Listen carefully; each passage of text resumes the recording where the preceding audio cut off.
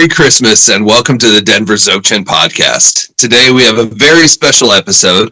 In addition to Joseph Wagner, we have a very special guest, Father Tiso.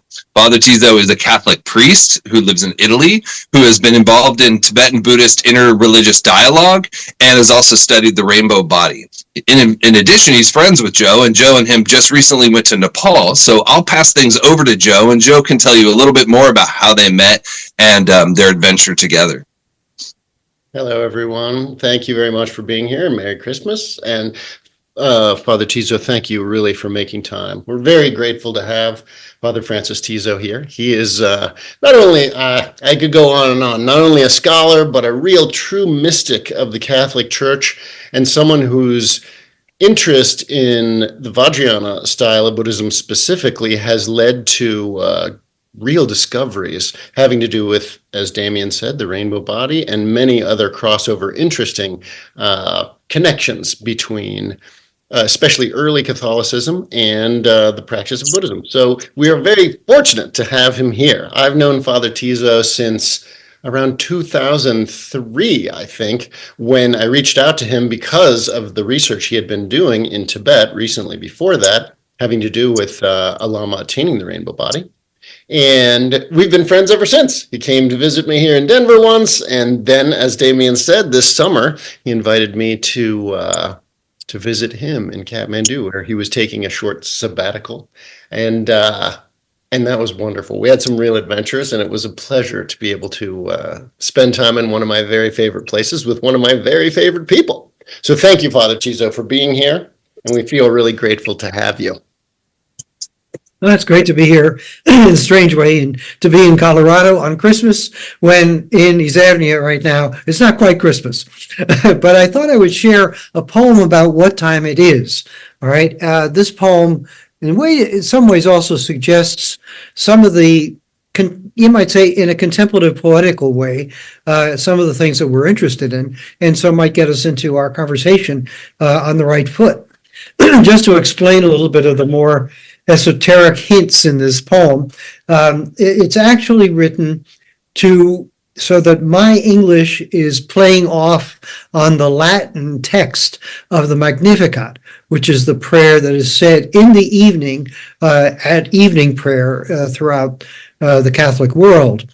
And so the one verse kind of plays off against the other. And yesterday, all right, so the 16th of December is the last day of Advent in a preparation for Christmas, before you get into the octave of preparation for Christmas.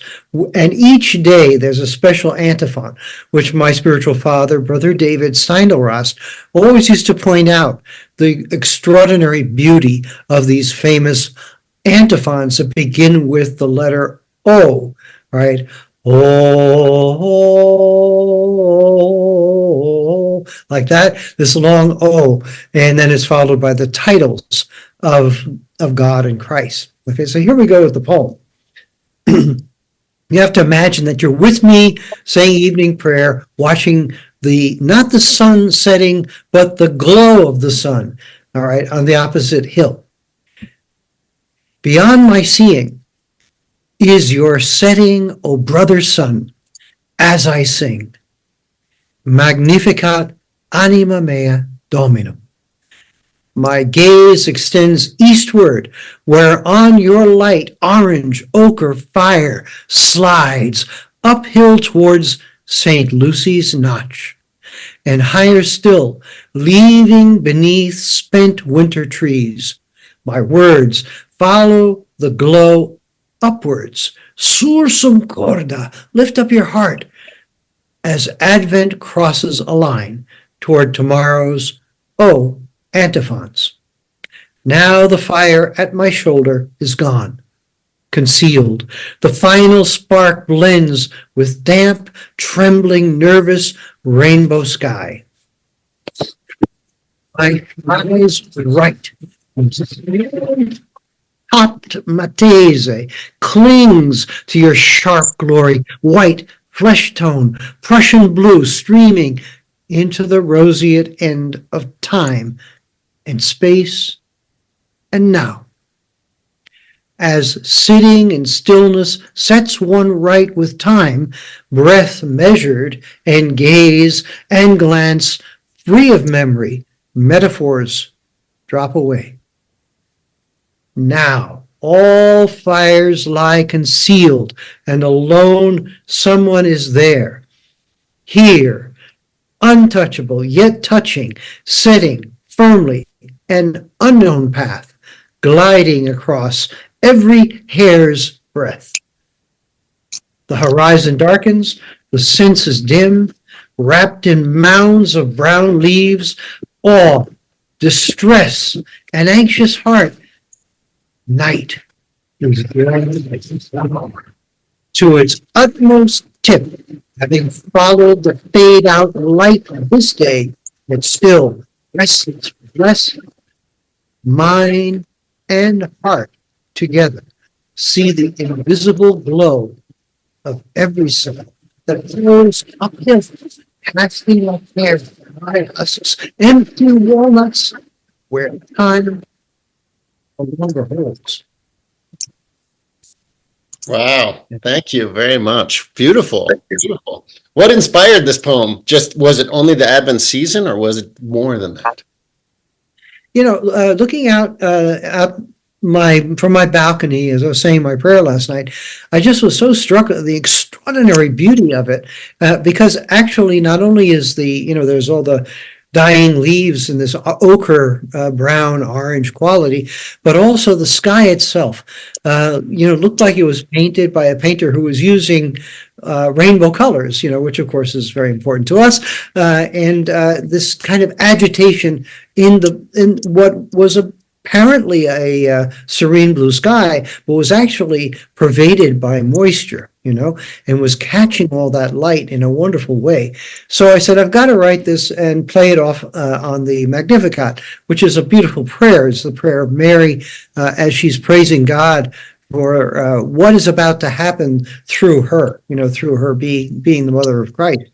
And so the verses play off on those verses of Mary. And that's a great thing for this time of year, because it is a time when we're getting close to the solstice. So the longest night, the shortest day, and so we really feel the precious quality of light, right, when it's scarce, right, as with so many things, right. So it was inspired by that, and of course, I'm hinting at some things like "Night is Drawing Nigh." There's a famous Protestant hymn that was much loved by Dag Hammarskjold. You ever hear of Dag Hammarskjold? I think so. Dag Hammarskjold was the Secretary General of the United Nations. He died in a suspicious plane crash in the Congo, where he had gone to make peace back in around 1960. He left behind a remarkable book, one of the first books I ever bought. I was only 14 years old, called Markings, which is his spiritual diary. So here we have this leading world-class economist, a major political and diplomatic figure, who was himself a mystic. And that particular verse turns up every year around Christmas and New Year's as he approaches a new year of his life. And he never knows what's going to happen next, right? And in fact, of course, he did come to a tragic end, but that book is amazing. Markings. I even had a dream about it. I had a dream about it a couple of years ago where he appeared on a flying carpet. The author appeared in my dream, flying carpet, the same color as the inner end paper of the book, which is this brilliant turquoise color. And he says, "You've enjoyed me long enough. It's your turn now." Okay. Cool. Wow, that's a real handoff dream. You don't have this stuff. Transmission, right? Yeah, no question. That's great. And then the cells, the hairs, like dakinis are supposed to be connected with the hairs of a yogi. Mm-hmm. I don't know if you've heard about that. That the reason why the yogis let their hair grow long is because of the connection with the dakinis. And the cells, of course, are filled with light in order to become the light body. So we have all that. Wow. Wow, great. Excellent way to start. Thank you for sharing the poem, and thanks for sharing the story, which is even more interesting. How Wow, it shows the way that your life unfolded, since that was one of the first books you bought, not probably what most 14-year-olds would be thinking about. Yeah, it was kind of prophetic in a way, but it was, I knew he was, of course, I was really interested in the world situation in those days. I had always been interested in world cultures. And even before I was 14, I used to devour books of photography of different world cultures. They were called The Land and the People of, and then you would go there, and these brilliant black and white photographers would capture the way of life people in Tibet, in Peru, in East Africa, and all of these things. So, that was an integral part of my journey, and certainly markings with Dag Hammarskjold and his remarkable life between heroism and bureaucracy, right? But animated by a mystical sensibility that was really quite intense. It's kind of a good place to start. And so I think also it's kind of important because lately I've been thinking a lot about, I've been reading that book, The Master and His Emissary. Do you know that? By Iain McGilchrist, on the two sides of the brain. No, I haven't. And the whole problem in society of the left brain wanting to become dominant, wanting to be the one that commands everything, but which can only perceive the world in analytic terms, in rational terms, in models, and that kind of thing. Whereas the right brain is really the boss. That should be the boss. That's the master. And the master is saying, no, we got to put this in context. You can help me, but I really should be the one because I perceive everything in its wholeness, its flowing quality, its interconnected, interdependent quality, right? And that's the side that's being told, no, go away. And so through poetry, we can recover, something of the right side. And in fact, the mood you get into write poetry like that, is that kind of a mood, is a contemplative mood, right? Reminds me totally of Julian Jaynes' theory of the bicameral mind and how we've lost that in the deep past. And as a result, we become more and more analytical and only see the world in black and white colors, which has led to so many difficulties that we're going through right now. Exactly. So our job has been, really your job and mine in life has been to recover for ourselves the right brain and to share that with others through contemplative prayer, through Dharma practice, and through exploring, right? I mean, we've both been explorers and, trying to find the people who inspire us, guide us, and, and have conquered the territory ahead of us. It's really, really important. Over the weekend, I was visiting friends up near Tivoli, which is right near Rome. It's where the Emperor Hadrian had his gigantic palace with, all these gardens, and where he and the Emperor Claudius built many of the aqueducts that provide water to Rome. This buddy of mine who's a veterinarian is trying to create a community there where people can feel safe, where they can grow their own vegetables, and where people can hold retreats and conferences and that kind of thing.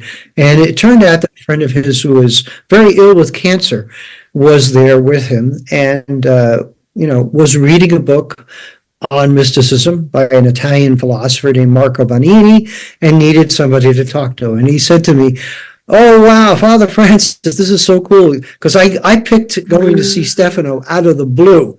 And he said, "Oh, this is really out of the blue."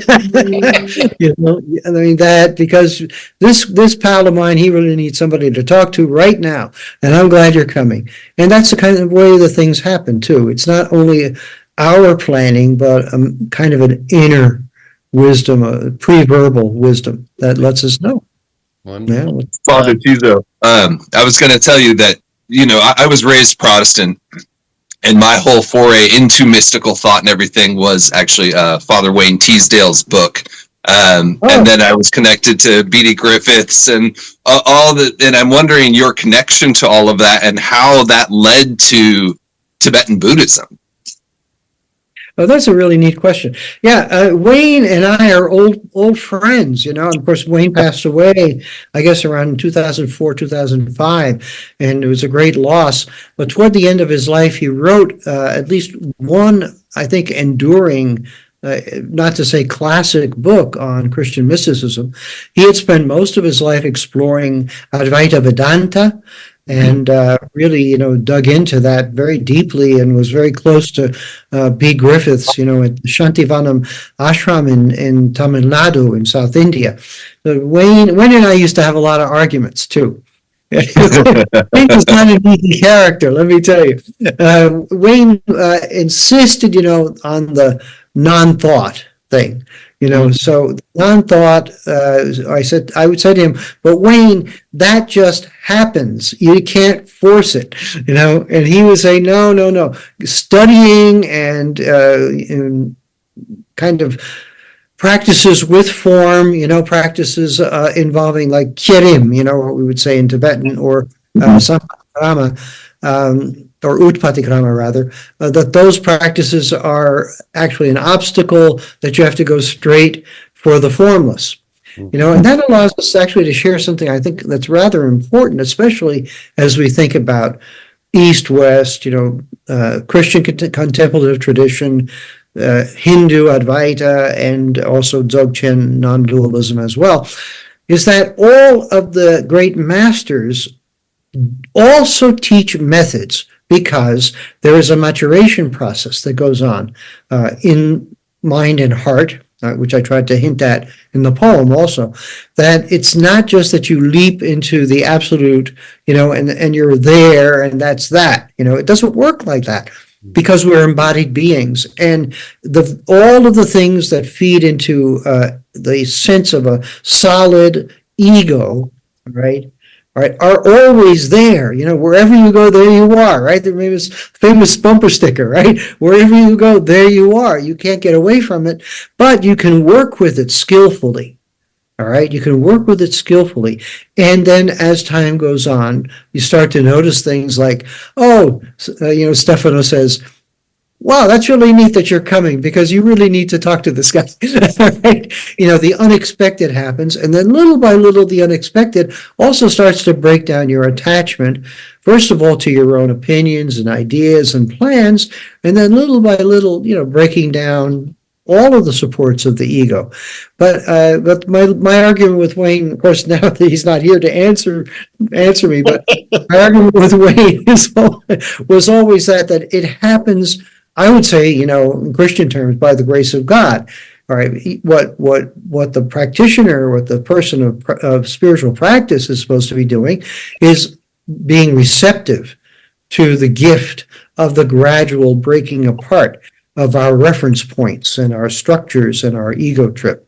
But it happens gradually, and you begin to notice it in the course of, you know, life, and loving people and caring about people, and finding also that sometimes the disappointments that one encounters are actually a big help, you know.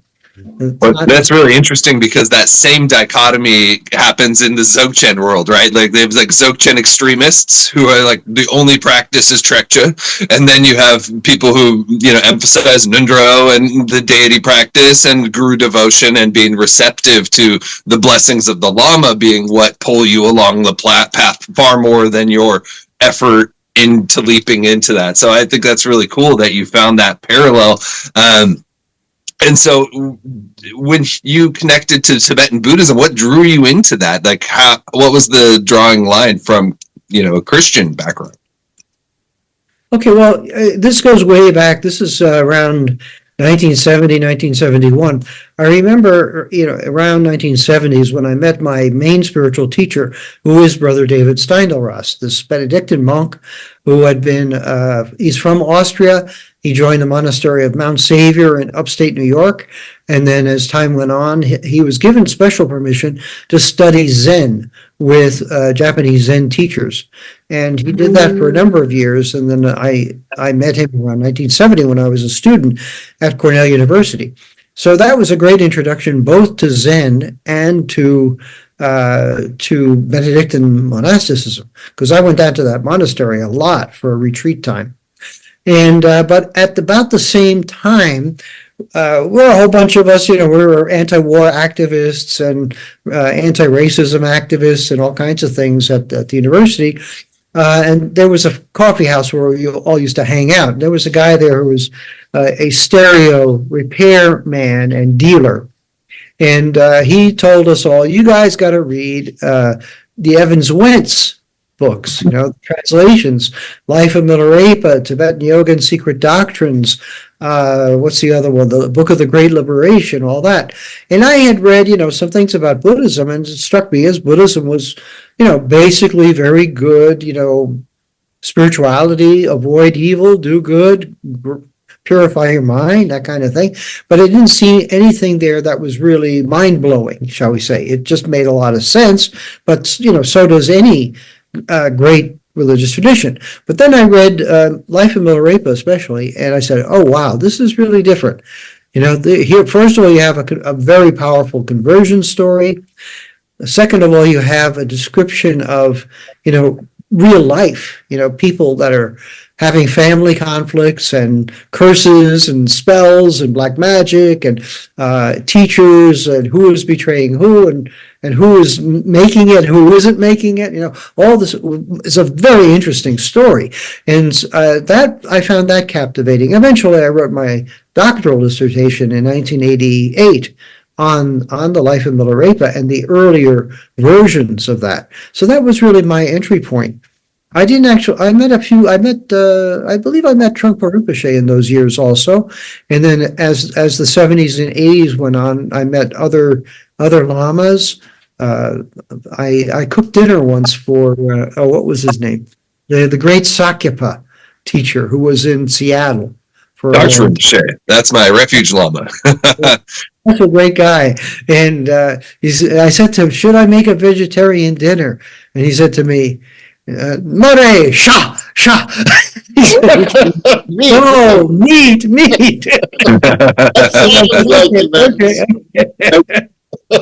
Which in itself can be a kind of like pointing out instruction. You're like, wait, what? Introduction there. Yeah, that was really that was one of those encounters, I suppose we could say. And then other lamas in the 80s. And finally I really drew very close to Vajrayana in the 90s with great Jetsunma Khandro Rinpoche, another Jetsunma Tenzin what's her name? Tenzin. Ani Tenzin Palmo. Yeah, right. And then also the great Gyalwa Dzogchen, all right, and then supremely Namkhai Norbu Rinpoche, okay, who was just such an amazing person to know and to take teachings from. So these people, Chokyi Nyima Rinpoche has become a dear friend also, as you know. And we saw him this summer. Yeah, that was nice. Yeah. So, and then that was really great when we were together. We were able to visit these lamas and hear their story, especially that Pema, what was his name? Toku Pema Rinpoche. Yeah, great guy. Yeah, that was. So, what role does Tibetan Buddhism play in your spiritual path? Are you a practitioner, or is it mostly just an interest, or how does that connect? Okay, well, I had special permission to do, like my own spiritual teacher had special permission to do Zen training. I had special permission also from other Benedictine spiritual fathers who gave me the permission to do the practices. And so I did quite a lot of Nundro, quite a lot of, then I had these Wangs, these initiations.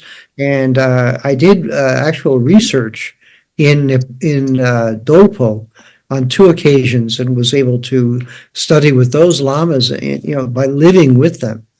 And up at 4,200 meters in this amazing environment where Vajrayana practices daily life, and the beautiful story, we had to offer the 30-day prayers for a small child who had passed away.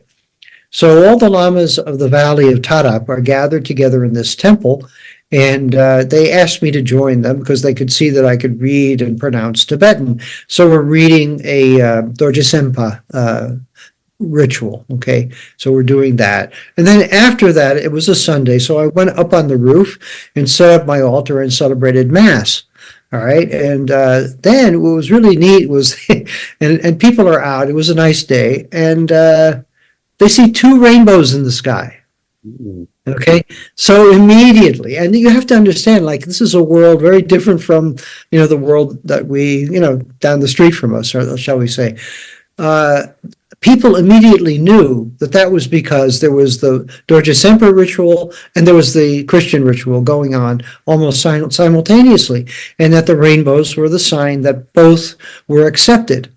That both rights were accepted, all right? So, I mean, to live in that kind of a world, to be immersed in that kind of a world, to me, is really to experience the Vajrayana.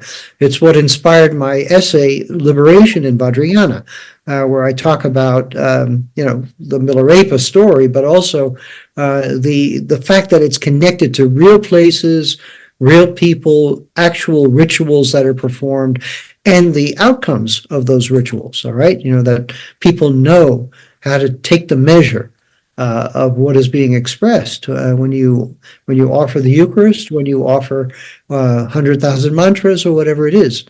So I think this is very, very important. It's not about drawing lines, us against them, that kind of stuff. I think that's, at least in my life, long gone. What really seems to matter here is, a kind of recognition of the transformative outcomes of what we are performing, what we are practicing. Even this past weekend, after I was in Tivoli, I went to Assisi and celebrated Mass, and I think there were like 4 different lineages present, of different religions, completely different religions at that Mass, but like everybody just felt this incredible intensity of unity, which is typical, of course, of Assisi, right? Where Pope John Paul II gathered all the world leaders, religious leaders, in 1986, and they offered prayers for peace. But this was a particularly intimate setting, but I think it illustrates that we're converging, that we are converging. I want to just reiterate something that you said when you said that the drawing lines and us and theming is something long gone for you. That is something I want to just acknowledge and honor, because that is something that sticks around even within Buddhism, even within the Tibetan tradition of Buddhism. There's still crazy battling between, our school says this and you guys don't understand. I just listened to a talk recently where the person, who's quite an advanced scholar, was doing this exact thing. So I appreciate you having come so far in your own development that's not an issue anymore. That's beautiful. And that's really something that we can all learn from in the whole world. So thank you for even saying that. Appreciate it. Yeah, it is something that really needs to be said. I was just being interviewed by this young fellow from the part of Malaysia that's in Borneo. And he's a Catholic, and he's very concerned about the tendency toward fundamentalism among Catholics, because there's a lot of bloggers, who are really pushing an agenda that's heavily the opposite of what we just said. Okay, I mean, it's really us against them, and so we had 2 2-hour interviews trying to, unpack the implications of that and show why it just doesn't work. It doesn't work. It doesn't correspond to the human reality. I think we can say that what we Catholic Christians, would say, this is Christ, cannot be restricted to a particular cultural setting. All right. What we call Christ is really what we call Christ. In other words, the second person of the Trinity, the absolute that manifests in the world, then it cannot possibly be a culturally restricted shape or form or idea. It has to be already universal, already present before it's announced. And when you announce it, you've got to be sure that when you announce who Christ is, that you know that you're speaking to someone who in one way or another has already been blessed, penetrated, illuminated by something of that. Okay. Otherwise we're on 2 entirely different planets or universes or something like that. And that's just not the case. We're in one universe with one spiritual reality, and it's in the New Testament. I don't know how they miss it, but they do. Yes, that notion that Christ is the embodiment of the absolute. Can you draw any parallels between that and the Tibetan Tulku system? Not that the Tulku system is the best manifestation of this, but there's a certain sense of that was, that I thought of when you were saying that. Is there any link that you can see there? All right, well, if I'm not mistaken, Tulku actually means illusory body, doesn't it? It means Nirmanakaya. Yeah, absolutely. You're right. Yeah, so it's that understanding that they've attained, all right, the ability to manifest a body, but having attained really the wisdom of Dharmakaya, right? That they're immersed in the universal principle of all phenomena. Okay, so that kind of thing. So it's the perfect realization of vipassana, right? So I think kind of what happens there is you've got different degrees. I think everybody would probably agree with that. There are different degrees of perfection, attainment, realization, and but at a certain point, having received certain initiations and done certain practices in retreat, the person can take rebirth in such a way to remain in a compassionate bodhisattva relationship with a community, with a monastery, with a particular nation or place, right? So that's a kind of understanding within the human realm, right? Within our Naraloka, you might say, our human realm, that certain people are taking care of us, right, and are working on themselves in order to be able to take care of the rest of us. Okay, so I think that's a good thing of the Tulku system. The claim about Jesus, of course, is a universal one. So in there, it's much closer to the Dharmakaya becoming Nirmanakaya in the Kaya theory of the Mahayana school, right? So that the Dharmakaya becomes a Nirmanakaya to redeem the entire world cycle. Okay, so there's the Svabhavika, which is kind of like the Father, this eternal source, this mysterious, formless source. The Dharmakaya, which is the sum total of all phenomena. Sambhogakaya, which is the principle of love and communion and sharing, which is like the Holy Spirit, and then Nirmanakaya, which is the manifestation in the visible world. So actually the four kaya theory works really well with the Christian Trinitarian theory as well. I haven't heard it like that. And it reminds me of Padmasambhava, of course, right? Because Amitabha, being the Dharmakaya Buddha, emanates through Chenrezig into Guru Rinpoche and manifests for all of Tibet as a direct manifestation of that. So I really can see the parallels there. So, and you've done some research on rainbow body. So I'm really curious what drew you to that study, and are there connections between the rainbow body and the Christian tradition, and what brought you into that? Yeah, it was Brother David again. This is, you could say, the whole project is a Guru Yoga project, all right, because he requested me to do this. Brother David's interest was based on the fact that he had been discussing the resurrection of Jesus with a group of scholars called the Jesus Seminar. The Jesus Seminar was based mainly in California, contemporary, skeptical, religious studies type professors studying the New Testament and sorting out, for the most part, what they thought were probably authentic sayings of Jesus in the New Testament from sayings that had been developed, evolved, or edited by the final writers of the Gospels, right? So Brother David also was noticing that they took the view that the resurrection of Jesus after he was put in the tomb, that it wasn't like a literal coming forth from the tomb, but it was a mystical experience that was shared by some, if not all, of the disciples, and which they felt was so convincing that they could go out and preach about it, okay?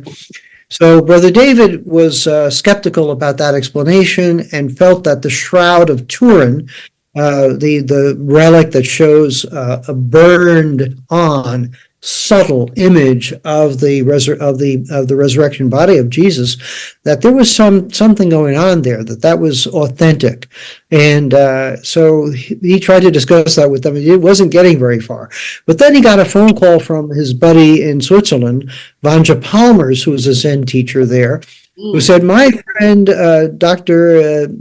Shitsegang, who's a psychiatrist, comes from a part of Tibet, where there has recently been a manifestation of a rainbow body, all right, somebody whose body dissolved within a week after their death, okay, with all kinds of miraculous signs taking place around it. So maybe we can go visit Dr. Shitsegang, and we can find out how to get there and interview the people. So Brother David sent me to Vanja. Vanja helped me out. And we got to meet with this fellow from Nyarong County in eastern Tibet. He explained more or less where the village is and how to get there and all of that. And so I organized an expedition. I got some funding to do this.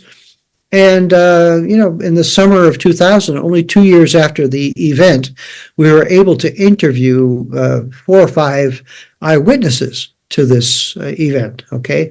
And then a couple of years later, I interviewed other people, including Lopan Tenzin Namdak in Kathmandu, who explained the whole Bonpo system to us, and how that form of Dzogchen also bursts forth in the manifestation of rainbow body. But not only was he explaining all this and very generously allowing us to photocopy a lot of stuff, especially translations by John Mearden Reynolds. That is a very, very well-known translator, which now you can buy those books on the market. But in those days, they were just mimeograph, so we were photocopying all this stuff. And while he's telling us all this, he's on the cell phone, right? This is, if you know this great Lopan, he's a big guy, and he's very, very, at the time, of course, he was 24 years younger, so he was still around in his, 70s. Now he's 100 years old. Yeah. Right? He's answering the phone, and something's going on in Tibet, all right? A monk has passed away. Mm-hmm. His body is transformed at the time of death. It's becoming luminous. The skin becomes like a little child. Signs are appearing in the sky.